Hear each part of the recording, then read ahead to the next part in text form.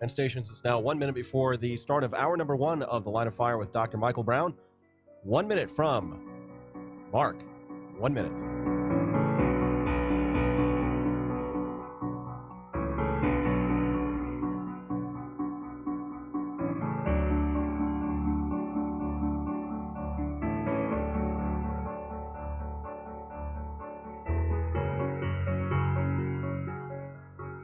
And stations now, the final time check before the start of hour number one of The Line of Fire with Dr. Michael Brown.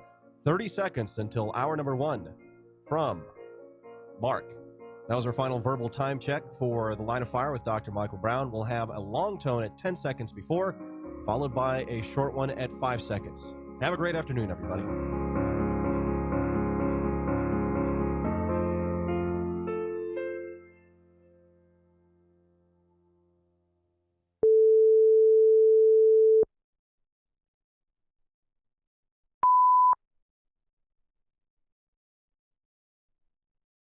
So what are the most common myths about the Jewish people, and what on earth is happening in Israel? And what does Joel Rosenberg have to say?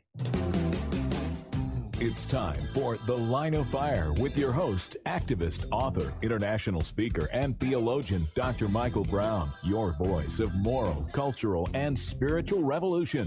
Michael Brown is the director of the Coalition of Conscience and president of Fire School of Ministry. Get into The Line of Fire now by calling 866-34-TRUTH. That's 866-34-TRUTH. Here again is Dr. Michael Brown.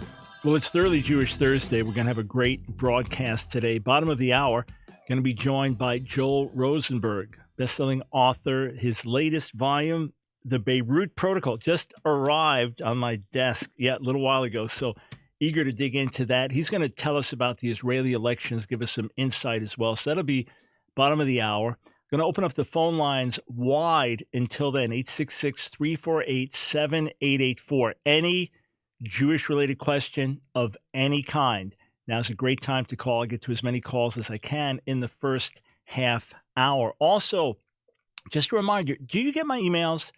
So I'm not sure. Well, you get like 2 a week, 3 a week. That'd be it. You'll get an update of every new article that I've written with a summary of it.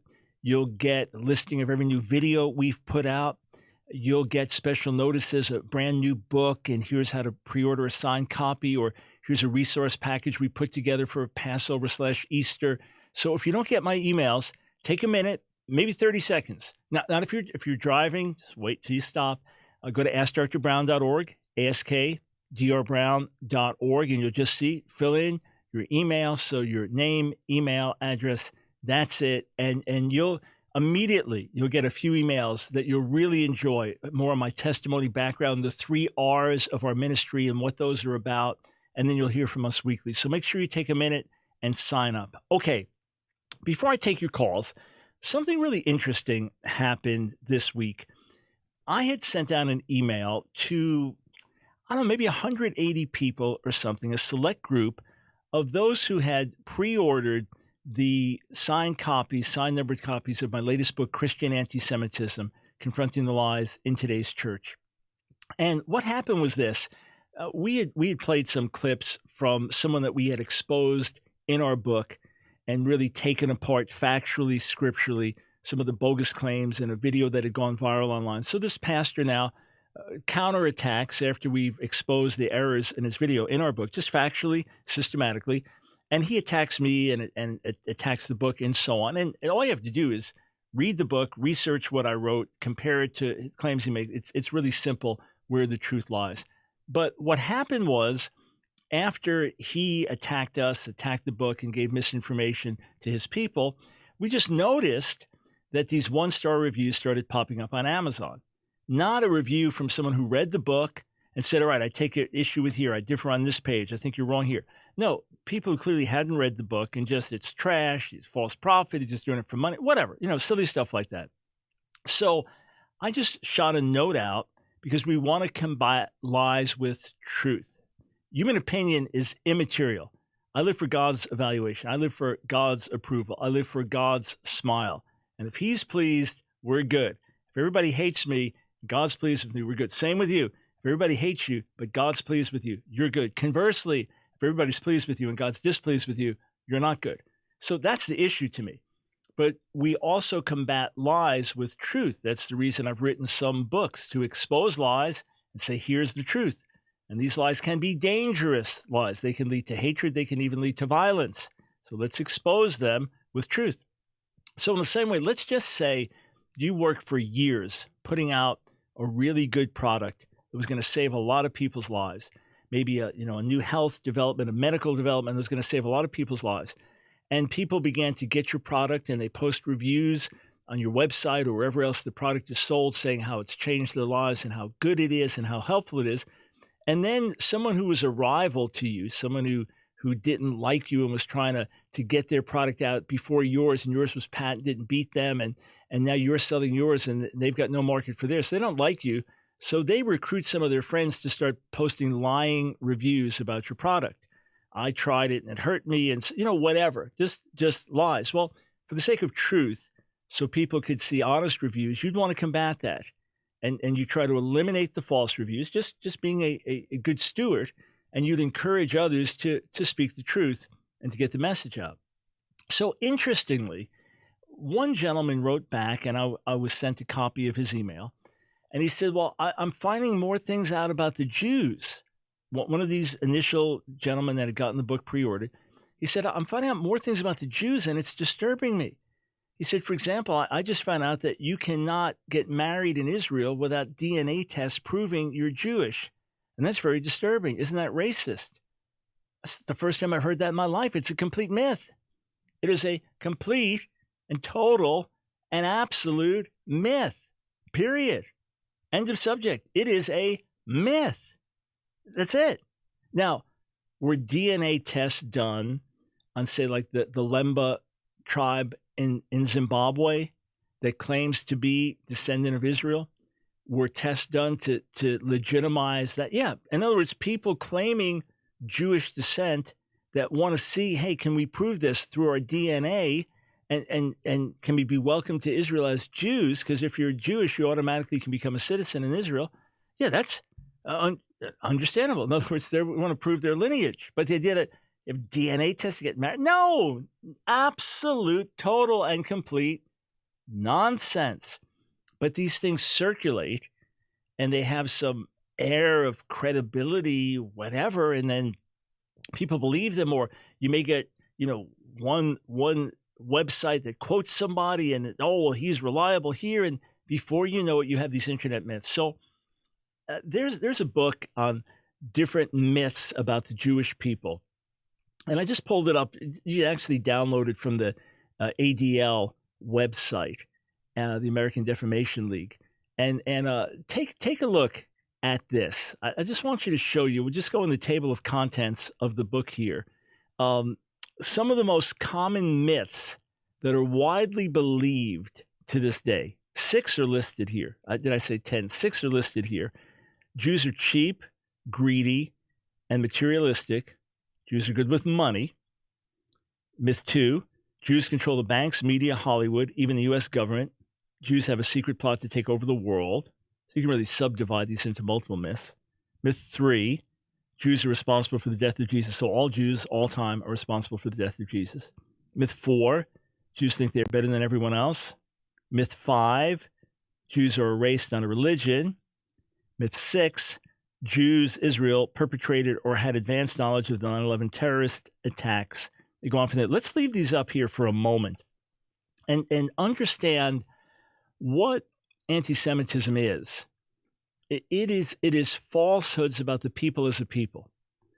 For example, if I was a white racist and I was looking down at other groups, I would look down as blacks as a people as inferior. I would look at Asians as a people as dangerous. I would look at Jews as a people as wicked. That you view the people as a people.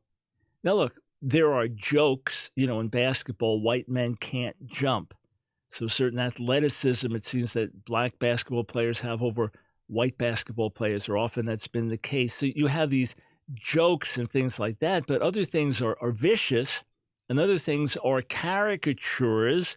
Black Americans suffered for that through generations. Caricatures. evil things spoken about them as a people. The Africans are inferior. The Africans are cursed. In the same way, lies, stereotypes are created, and then the people as a whole are demonized. So, first myth, Jews are cheap, greedy, and materialistic. Jews are good with money. So all you need to perpetuate that myth is, Jewish kids I went to in school, their parents were wealthy, or they lived in a nicer neighborhood, or the Jewish kids I knew, they were much better with money than the Gentile kids, or a Jewish businessman that's greedy and stingy and so on and cheap. Now it becomes the stereotype for everyone. And that's when these things become dangerous and destructive. And look up Jewish philanthropy one day, just for your curiosity. Jewish giving, percentages and tendencies. And then go around the world and see when there are tragedies, massive natural disasters, and see which are some of the first people to get there. Oh, yeah, you'll have your Christian relief organizations and Israelis. Well, it's kind of different than being cheap, greedy, materialistic to be the first ones there and with relief and service. Jews control the banks, media, Hollywood, even the U.S. government. Jews have a secret plot to take over the world. Okay, we can take that down now off the screen. All you need is a few prominent Jews. Steven Spielberg, Jews control Hollywood. Mark Zuckerberg, right? Jews control social media. And all you need is a prominent Jew here, a prominent Jew there, and then it perpetuates the stereotypes. For example, when anti-Semites, and I expose this in my book, Christian Anti-Semitism. And by the way, if you've read the book and it's been a blessing to you, by all means, post a review on Amazon and let folks know the truth. And if you read the book and you really looked at it and categorically have differences and feel I'm wrong on points, well, post the points where you differ. We want fairness. We want truth. We want honesty. That's what we're striving for. So let me say this last thing, and then we'll take a break and start taking your calls. 866-348-7884. I won't be taking calls the second half of the show because I'll be speaking with Joel Rosenberg. So now's the time to get in, 866-34-TRUTH. But let me say this last thing. If I now give a list of Gentiles who are prominent in an area, it's allegedly Jew, well, it doesn't matter because you just have one or two Jews, that's enough. So one of the lies that we refute in the book, spoken by recent, quote, Christian anti-Semites, is that Jews are responsible for the sexual revolution, that the Jews are behind pornography, these gross, ridiculous lies. So when you say, well, the man called the father of the sexual revolution, Alfred Kinsey, then him but a Jew, raised in a strict Christian home. And then the man that would follow after that is the next father in the sexual revolution, Hugh Hefner. He was also raised in a strict Christian home. Neither of these men Jews. How is it that Jews are, but there was a German Jew and so in other words, all you need is one to perpetuate the myth. That's the thing. Let us learn from the destructive work of negative stereotypes. And by the way, Jews being a race, not a religion, it's both and. It's ethnic and it's religious. That's why people from all ethnicities have converted to Judaism, hence the ethnic diversity within the Jewish people. All right, back with your calls.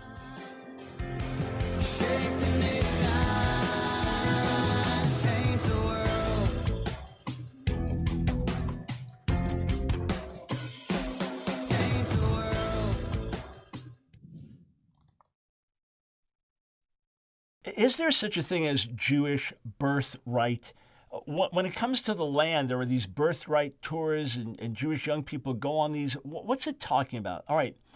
Since we understand that Israel is the ancient homeland of the Jewish people and the only homeland on the planet that God gave to the Jewish people as a lasting homeland, and since the restoration of Israel as a Jewish homeland in 1948 remains now a very, very important issue for Jews around the world, there are now more Jews living in Israel, say, than living in America. And just about as many Jews living in Israel as in all the rest of the world combined.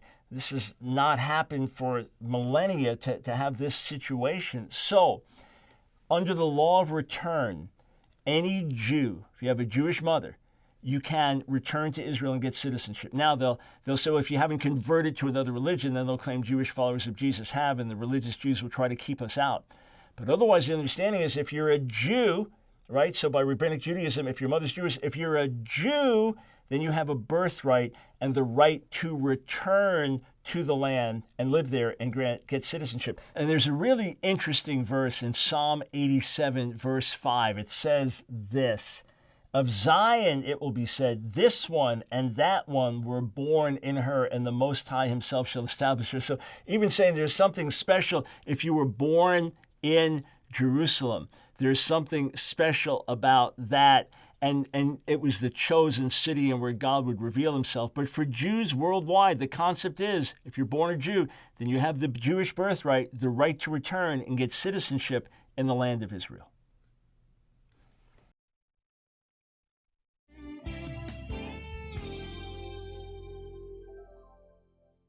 Oh God of burning, cleansing flame, send the fire.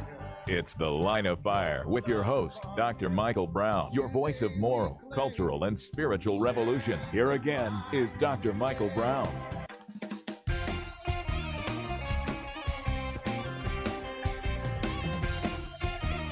Welcome to Thoroughly Jewish Thursday. This is Michael Brown. 866-34-TRUTH is the number to call. All right, let's go to our friend Zach in Honolulu, Hawaii. Welcome to The Line of Fire. Aloha. Thanks for taking my call. You're welcome. Happy belated birthday, too. Well, thanks. Much appreciated. You're very welcome. Cool. So my question is for you. I was watching InfoWars a few days ago, and Alex Jones was showing footage of a bunch of Haredi Jews just like gathered around in this circle. There's dozens of them, and and the police were just harassing them, pushing them, and it was crazy. But I have no idea what it was all about. He wouldn't say, so I'm wondering if you know anything about that. I don't know the particular footage, but you could select many possible scenes. That's happened over and over again. You have within the ultra-Orthodox Jewish community many who are completely hostile to the modern state of Israel because it is basically a secular state as opposed to a complete Torah-observant religious state. Even though it's a Jewish state, they would still consider it secular. They consider the leaders secular. They're waiting for the Messiah to come and truly establish Israel the way it's supposed to be. So it's kind of a love-hate relationship that they have. And they are often at odds with the government. They've been at odds with the government over handling the COVID and vaccine issues and things like that. So you'll have periodically things happen where you'll have a large crowd of Haredi Jews. Let's say, for example, it's a funeral for one of their beloved leaders who maybe died of COVID, and maybe you've got multiplied thousands of them, body to body, marching down the street without masks. And this is when the population is supposed to be wearing masks. So you're going to have a conflict with the Israeli police and the Haredi community. But it's happened many times over the years. So there'd be any number of possible scenes that could have been. I'm not aware of the most recent, or if Alex Jones or InfoWars was showing something recent. But yeah, it's not uncommon. So this is a Jew versus Jew conflict is what you're dealing with. Right. But the ultra-Orthodox community is its own community. And in that respect, lives by its own rules and laws. So if they have a conflict between their laws and national laws, they're going to follow their rabbis. Right. Yeah, and I know a lot of them are anti-vaxxers, and they don't believe the masks work. And there's, the videos of, rabbis basically talking trash about, that and everybody who supports it essentially. Think of it. Think of it in this parallel term that pastors who are saying, "Hey, we want to meet. We should meet. The government does not have the right to tell us we can't sing." So their mentality would be, God's called us to learn Torah together. God's called us to pray together, and God's called us to train our children together. And to not do this is sinning against God. It's better to obey God and let Him take care of us. Now, on the flip side, because they live so closely together, Many of the families very poor, not uncommon to have 10, 12 children or more, and living just up above the poverty level.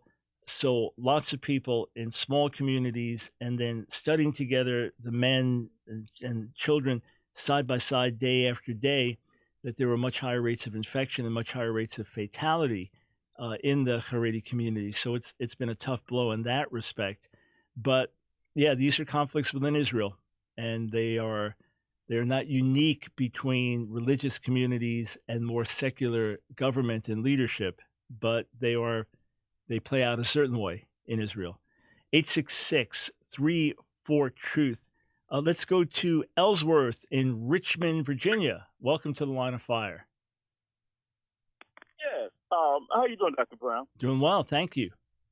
Thanks for taking my call. I was just calling. I haven't read any of the books. I'm going to order one of your books, but I wanted to let you know that each time I've heard you on your program, you always approach things in a fair way. You give each side, and then once you give each side of the argument, then you come with a reasoned conclusion that you have. And even though you give each side, of course, and everything like this, and you're not screaming at us and talking down to us or hollering. And so even though some of the conclusions that you might come to, I may not agree with.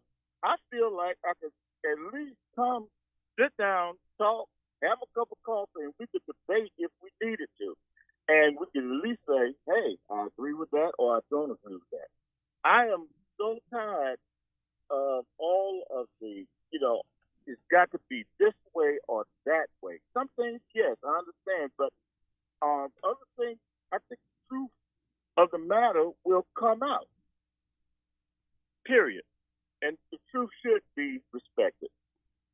Well, sir, I appreciate that, and that is my heart. You know what I'm saying? It's not a show that I'm putting on. It is my heart, and look, we each have convictions, like you said, that we'll die on those hills. Right. On the other hand, we recognize that even with those convictions, that people may differ with us, and they may not be monsters. They may differ with us just because of different perspective or different information they have. And the biggest mistake we could make is to only be in our own little echo chamber, where everything I believe is reinforced and all the other guys are so bad. And then you go on the other side and it's the exact reverse thing. You think, wow. Right. So it doesn't mean that you can't have a conviction, but it means first you got to be a decent human being. Let's start there, be honoring and respectful of others.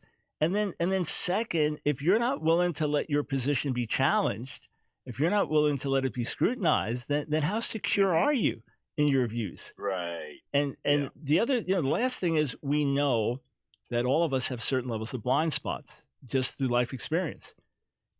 So here, doing live radio, talk radio for 13 years, callers have enlightened me on areas where I didn't have life experience. One of my good black friends has said to me, man, there's not a racist bone in your body, but there's a lot you don't know. It's like, yeah, there's a lot I don't know. So fill in the blank spots, and then we do it one for another, and then we process it. And see, I had to do this from day one because I got challenged as a Jew by my family and rabbis, challenged what I believe. So I said, look, Jesus, I know you changed my life, but they're giving me strong arguments. So I've got to be able to love God with my heart and my mind. And you can be dogmatic, but then Jesus says, blessed are the peacemakers. They'll be called children of God. And the wisdom from above, Jacob, James, the 3rd chapter, we should be approachable. So that means a lot to me, my brother. I appreciate it. And I'm not a coffee drinker, but I'll have some water. You have some coffee, and we'll sit down and have a friendly discussion. Find some area we don't agree on and sharpen each other. It would be a joy. Okay. All right, then. Well, thank you so very much. Thank you, sir. I really do appreciate it. 866-34-TRUTH. Hey, let me stay there for a moment and turn this back in to Thoroughly Jewish Thursday. So that was a broader statement by our friend Ellsworth there. So let me broaden this and get to a Jewish related issue. there's a verse in Proverbs that you've probably seen, maybe memorized, and it'd be translated a couple of different ways. Tzadik harishon brivo, that the one who comes first with his argument is right. Uva re'ehu v'hakaro, and then his companion comes and examines it, or examines him. In other words, I give my argument, oh man, you are right. You are so right. That's brilliant. Okay, well, wait for the second person to get up and challenge it, and then see how right it is.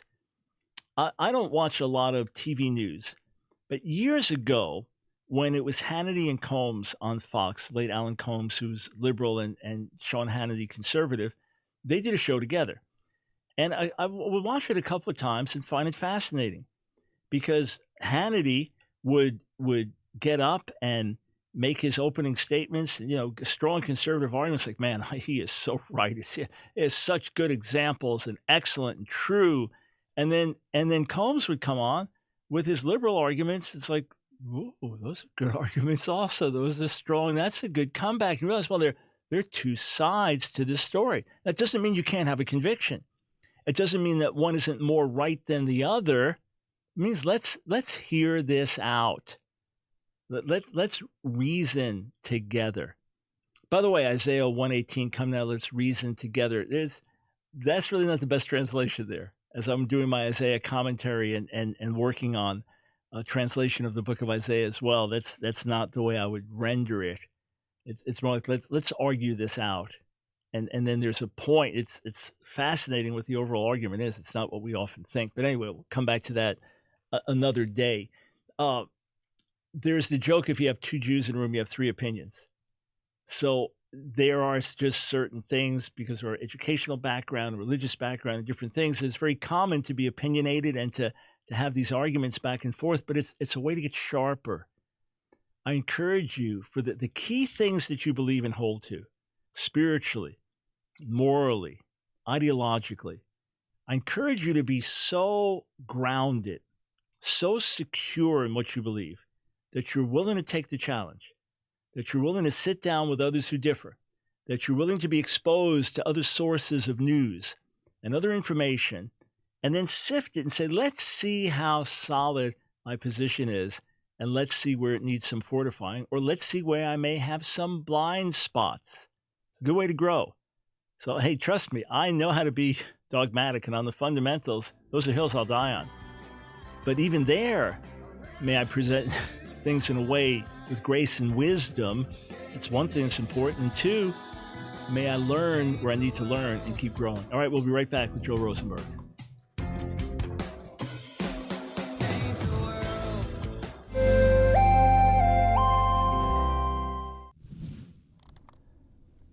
I remember being in synagogue as a Jewish teenager. This was before I knew the Lord, before I had become a born-again follower of Jesus. And I remember in my days of drug use and rebellion, 14, 15, 16 years old, I remember going to the synagogue because I was required to go with my mom and dad and family. And we would go just a few times of the year, special holy days and things like that. And I remember going through the prayer book and reading this. Again, this was in my time of rebellion against God and getting high and living in ungodly ways. I remember reading the prayer book and thinking to myself, God must be on some kind of ego trip. I mean, look at what he's saying about himself, and he wants us to say all these praises to him. I remember actually thinking those thoughts. And yet you have verses in the Bible. For example, Isaiah 44, verse 6. Thus says the Lord, the King of Israel, and his Redeemer, the Lord of hosts, I am the first, and I am the last. Beside me, there is no God. Why does God say those things about himself? Is it egotistical? Is he power hungry? Is it that he wants human beings to worship him for his own ego's sake? I remember a professor whose family had survived the Holocaust, and he had survived the Holocaust, and I was told that he had gone from being an Orthodox Jew to an atheistic Jew. And he was saying to me when I was in his college class that for us to praise God and for God to want us to praise him, that would be like a human being surrounded by flies and saying, I am the great one, I am the powerful one, now come and worship me. And I understand his perspective. That's how many people look at it from the outside. But God, who is love. His essence is love.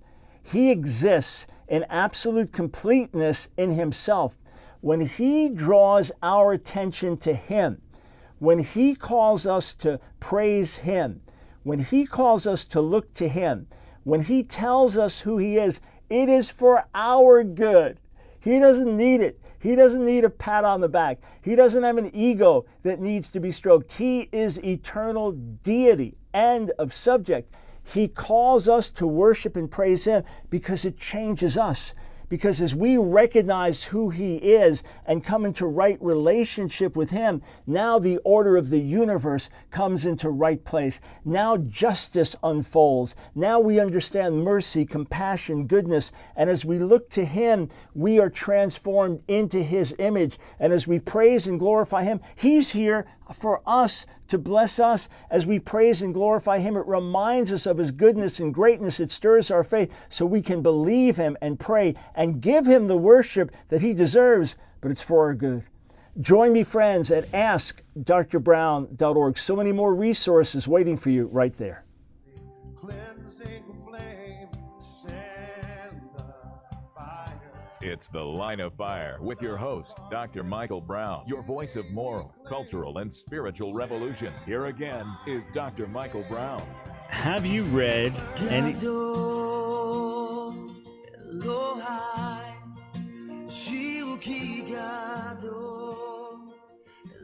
How great is our God? It is Thoroughly Jewish Thursday. Michael Brown, welcome to The Line of Fire. Have you read any of the New York Times best-selling Middle East novels by Joel Rosenberg? Novels that kind of unfold as things around us are happening. It almost seem like they're prophetic novels. The latest, the Beirut Protocol. Mine just arrived today, so I'm holding it in my hands, bringing it home. Joel Rosenberg, the Beirut Protocol, a Marcus Riker novel. This is hot off the press, just came out a few days ago, and it's already taken off. Joel's on the line with us. We want to talk about the novel and get an understanding of what in the world's happening with the Israeli elections. Joel, great to talk with you on The Line of Fire. Michael, great to be in the Line of Fire from Jerusalem, the epicenter of all lines of fire, apparently. Yeah, really. Talk about it. Hey, a quick question. It's related, but slightly off topic. Someone that helped really get your books out initially and launch them to the public, then from there, the books sold themselves, was Rush Limbaugh. And you worked with him years ago. Yes. But you wrote an article saying that you feel that he had a genuine conversion at the end of his life. He did, Michael. It was very exciting, very dramatic. I first met Rush in the fall of 1993. I was working for then former Secretary of Education Bill Bennett, and my wife, Lynn, was working for Concerned Women for America, and she was pregnant with our first child. And I went into Bill Bennett's office, and I said, Dr. Bennett, now I understand why you call this non-crisis. Like, I can't, survive on these wages. And, my wife was pregnant. And he said, I just had dinner with Rush Limbaugh. He's looking for a research director based in Washington. Would you be interested? You'd be perfect. I said, I would love that. So I met Rush, was interviewed by him in the fall of 93. He gave me the job in the winter of 94. I worked for him for a number of years as research director and then ghostwriter for a number of his projects, and just stayed in touch, stayed friends for the next, whatever it's been, 25 years. And tried to share the gospel with him a number of times. He was raised in a Christian home. His brother's a very strong believer, very strong evangelical. But I was never convinced that Rush had a personal relationship with Christ. But he was, he just couldn't have been more supportive of my novels when they started coming out. He literally drove them up into the New York Times bestseller list. He was so enthusiastic, so encouraging. But I always had that fear, that the verse, of course, from Jesus saying, what would profit a man to gain the whole world, but to forfeit his soul? And I was in no position to be sure, but that compelled me to pray for him, try to be a witness to him, and wrap that up to say, he invited me to come down and see him last year when I had a novel out called The Jerusalem Assassin. in Palm Beach. He wanted me to come and say hi because I knew he was dying. We'd been in touch as we regularly were. But when I got there, I just waited in the hotel day after day, and he kept apologizing to me by email. Today's not a good day. Today's not a good day. And in the end, we never got to spend time in person. But I did learn on that trip that he had given his life to Christ and that everything had changed. And I began hearing him talk about it on the air when he was well enough to be on the air. And this was just so thrilling for me, I personally. But of course, it was not my story to tell until he passed. And I thought, you know what? People who love him and care for him, millions of them, would want to know this. And I think it's fair now to say it. And so very, very exciting development. And I look forward to seeing my friend again one day. Yeah. And really, you could be the richest, most influential person on the earth, but if you don't know the Lord personally, what's it all worth? So yeah, amazing grace. All right, Joel. Yeah, so thanks for asking me about it. Yeah, sure thing. When I read your article on it, it was a moving article, so I wanted to start there. All right, before we're done, I do want to get your insight on the Israeli elections, but how is it that someone like you and political front and researching and fact-based and all this and getting data, how do you go from there to writing novels? But then the novels, they're not just novels, they're kind of history and advanced novels at a certain level. How'd you move into this? Yeah, so this new one is called the Beirut Protocol, and it's just hitting the USA Today bestseller list after just a few days out, so we're very excited about it. But yeah, if you dial back the clock, I spent 10 years in Washington, again, working for Rush, working for Bill Bennett, but also working for a number of U.S. and Israeli candidates, all of whom lost. Like, if I worked for them, they lost. Mm-hmm. And the last one I worked for was then former Prime Minister of Israel, Benjamin Netanyahu. He had been the Prime Minister from 96 to 99. He lost his reelection. But in the fall of 2000, he put together a small team of advisors to plot a comeback. So I was hired by Bibi on his comeback campaign team. Now, anybody that knows Netanyahu's career knows that he didn't come back for 9 more years. That would get one more campaign, or brief campaign that didn't seem to go anywhere when I was around. But after working for Netanyahu, I decided to sit down and write a political thriller, my first one ever, based on a premise that Netanyahu talked about a lot, which is American leaders don't understand the threat of radical Islamism. And if they don't take it seriously, the same dangers and terrorists and terror states that attack Israel are going to attack America. And God forbid America should be blindsided by a threat they don't see coming. And I decided to take that kernel of that premise and say, let me play that out in a thriller and imagine what if radical Islamist terrorists hijacked a jet plane, flew it into an American city, and this set into motion a war between the United States and Iraq to remove Saddam Hussein from power. Now, I know that sounds eerily similar to what happened, but I wrote that novel 9 months before September 11th, 2001. I was actually finishing it on the morning of 9/11, and I was not trying to be prophetic or, people have called me a modern-day Nostradamus. I'm not. I was taking an idea, and I was projecting it forward like a war game. What if? What if we get hit? How might they hit us? I got eerily closer to what really did unfold than I intended or expected. I certainly wasn't predicting it. But that book, The Last Jihad, is the first novel I ever wrote. It's the one that Rush Limbaugh read, loved, endorsed, had me on the air. As you know, Michael, Rush didn't have anybody on the air except the presidents of the United States and Mr. Newt, he used to call, the Speaker of the House. Like otherwise, he didn't have former staff people. Oh, listen, I tried. That's how I got started. I tried over the years.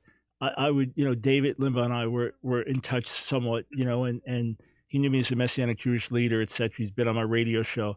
I'd say, hey, I've got this book. I think you'd really like it. Can I send you a copy? Yes. I said, hey, can I send you an extra copy for Rush? Well, didn't get a response. In other words, everybody and their uncle was trying to get something. And I realized, okay, that's, So to have had that promotion, it's obviously the favor of God in there. But what did you the new book, The Beirut Protocol.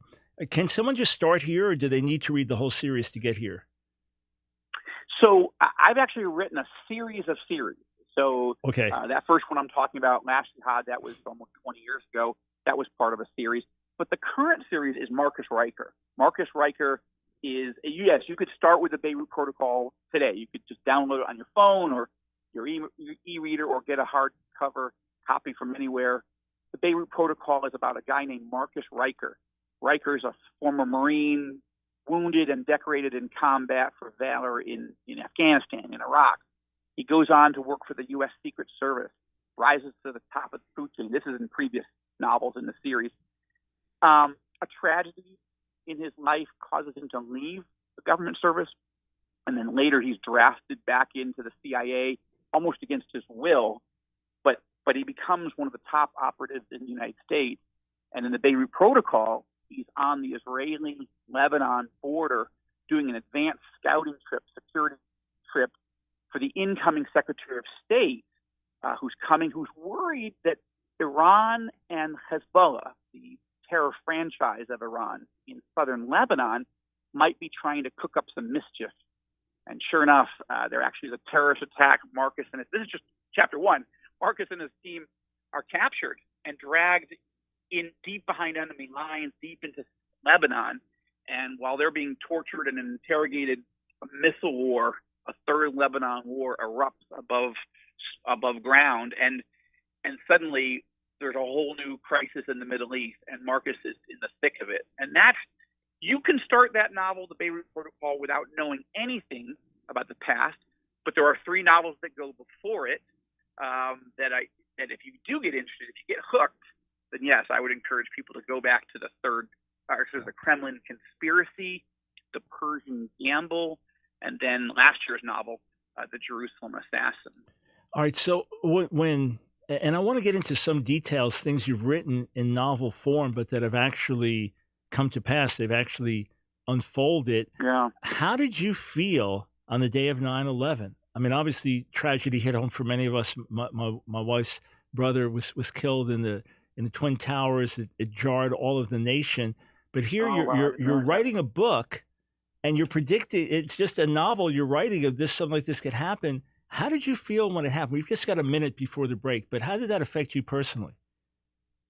It shook me because I was living in Washington, D.C. with my wife and kids, and I had friends who worked at the White House. I had just been at the World Trade Center for lunch with the Treasury Secretary and some Wall Street executives just weeks before this all happened.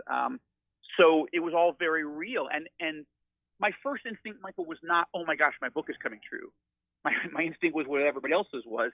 Our country is under attack. Yeah. But it was eerie. And as the days unfolded, I thought it's creepy eerie that I would write a novel like this. No one had ever written one like this.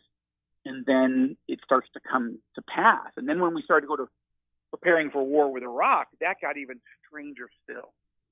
Yeah. So friends, that's the interesting thing about this. By Joel focusing on certain realities in the Middle East and realities of radical Islam, it allows him to write these novels. They're great reads. I mean, for me, every so often, I just got to chill and just read something enjoyable.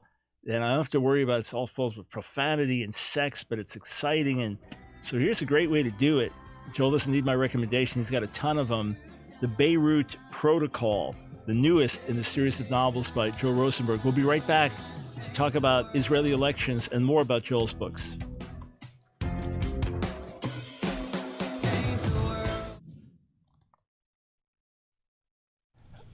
Maybe you've heard it sung, L'chaim, L'chaim to life, L'chaim, L'chaim to life. Maybe you've seen a Jewish toast or participated, L'chaim, L'chaim.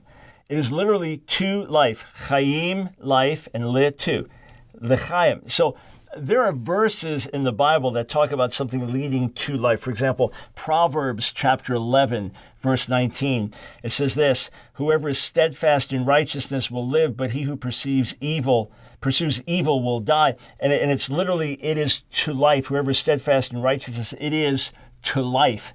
But it has come to mean something more than that. It is a toast. It is an expression of hope, l'chaim, that all will be well for you, that you'll be blessed.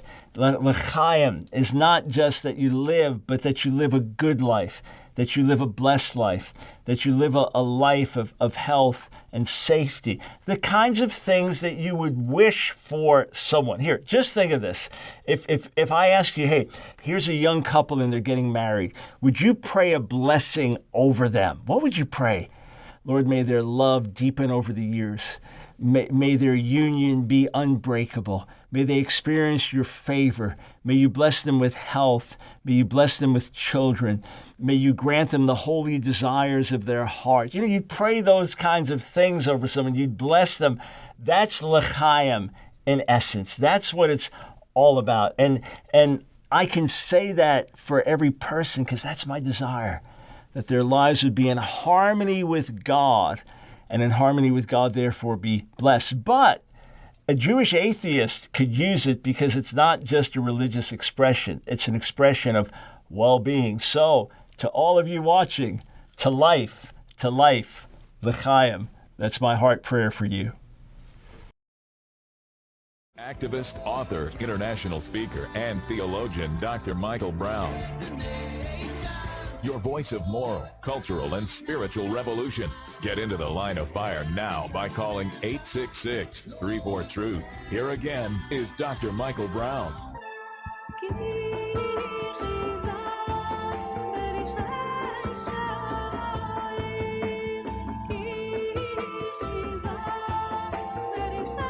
Welcome, friends, to Thoroughly Jewish Thursday. This is Michael Brown speaking to Joel Rosenberg, New York Times bestselling author. His newest book, which I'm holding in my hands here, eager to start reading, The Beirut Protocol, a Marcus Riker novel. Joel's with us from Jerusalem. By the way, something else is just truth being stranger than fiction. So you got Marcus Riker here. When I leave the studio today after radio, I'm going to my home to do a workout. My workout partner is a committed Christian, but he is a professional wrestler, former Marine, and he wrestles under the name Jackson Riker. So I looked at this.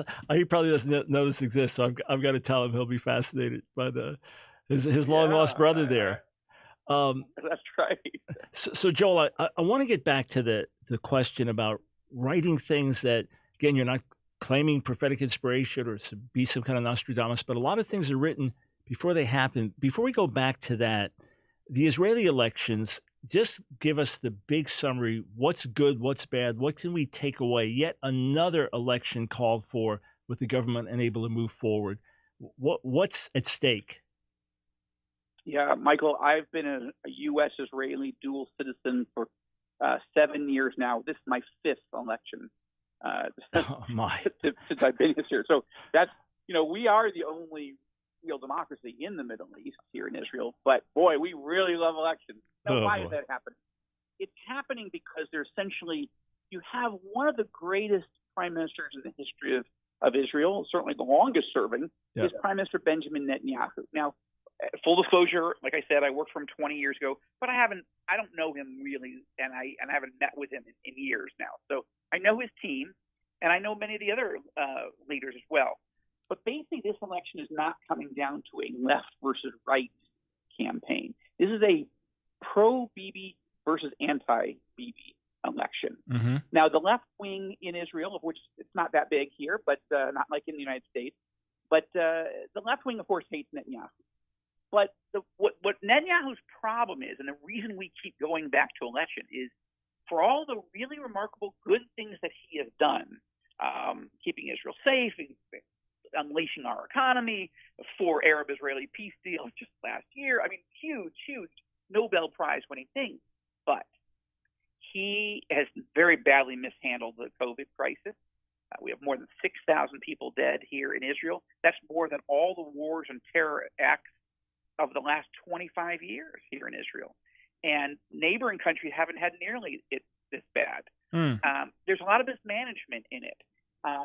Now, and of course, and the economy is shot, and there's been a lot of problems. But the second thing is Bibi's personal style of leadership is abrasive. It's just to be charitable, and it's not just the left-wing leaders that say, "I'll never serve with him." It's centrist leaders, and now more and more right-wing political leaders saying, "I've had it. It's enough. He's done good things, but I can't work with him anymore."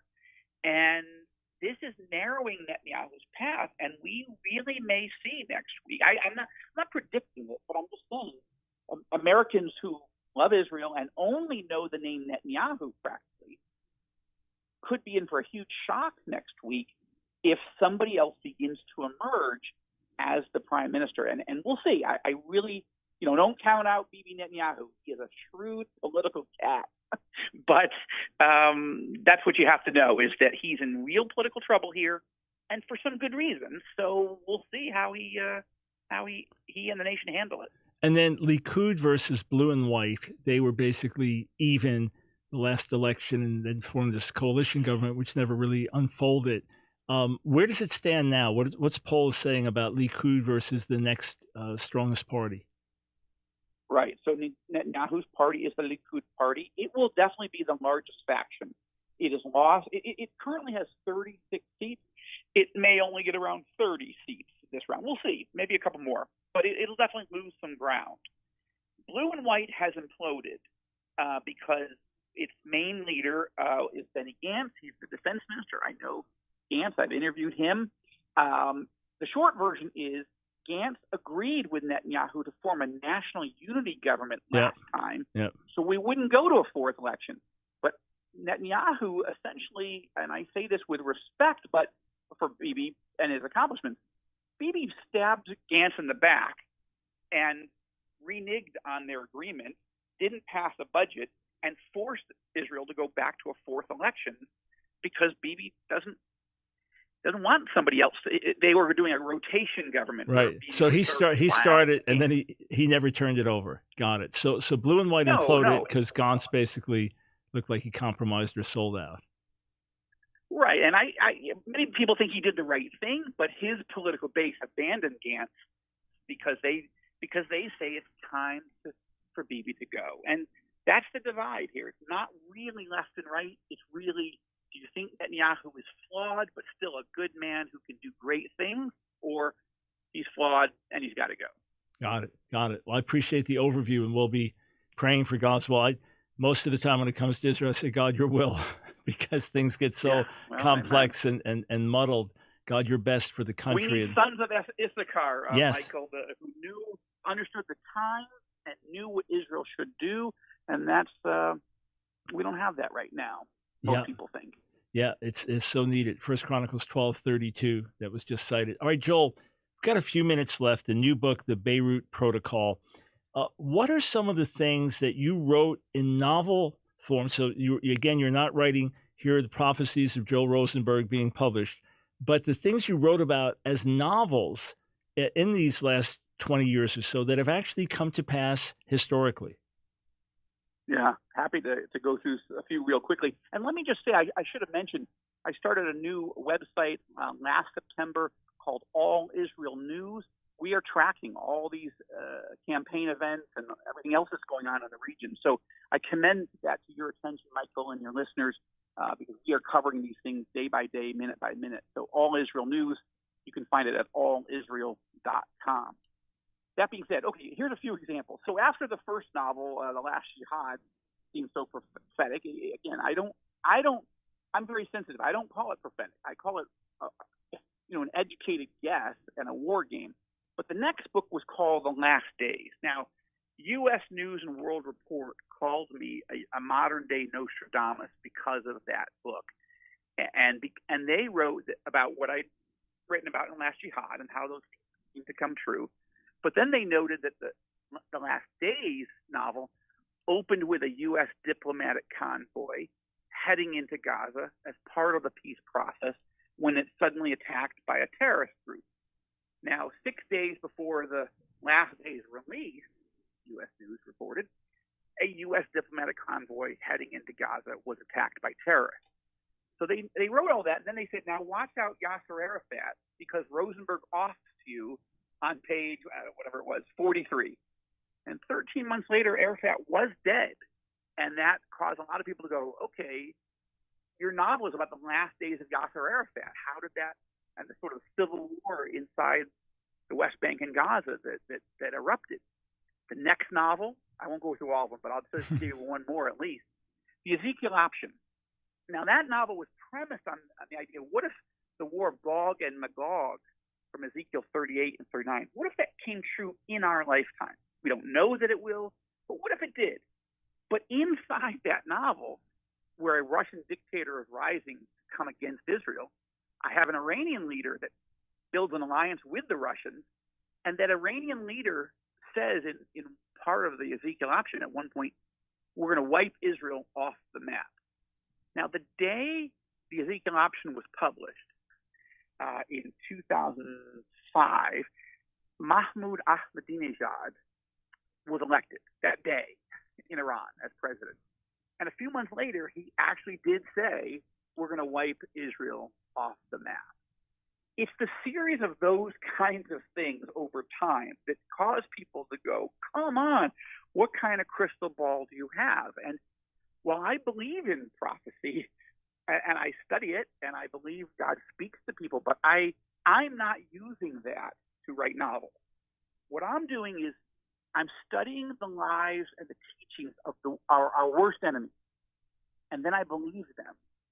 And then I go write a novel about what if the things that our worst enemies say they want to come true, what if they did come true? That's how I plot out these political thrillers.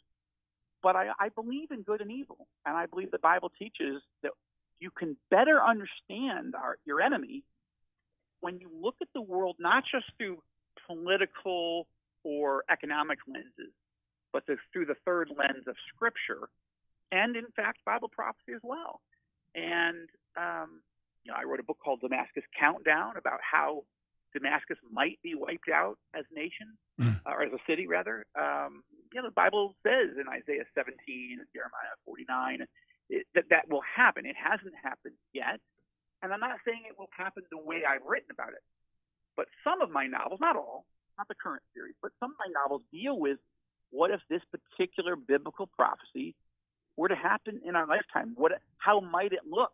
Yeah. And that's a way both to hook people who've never thought about prophecies, or as well as people who think that prophecy is kooky, but think, well, that's kind of an interesting premise, and we've sold 5 million copies, and people are interested in these things. Amazing. Hey, friends, I'm signed up to get newsletters and emails from allisrael.com. Hey, this is a way not just to keep current, but to stay ahead of the news. The new book, Joel Rosenberg, The Beirut Protocol, I start reading mine tonight. Hey, thanks for joining us, man. God bless you. My pleasure. Thank you.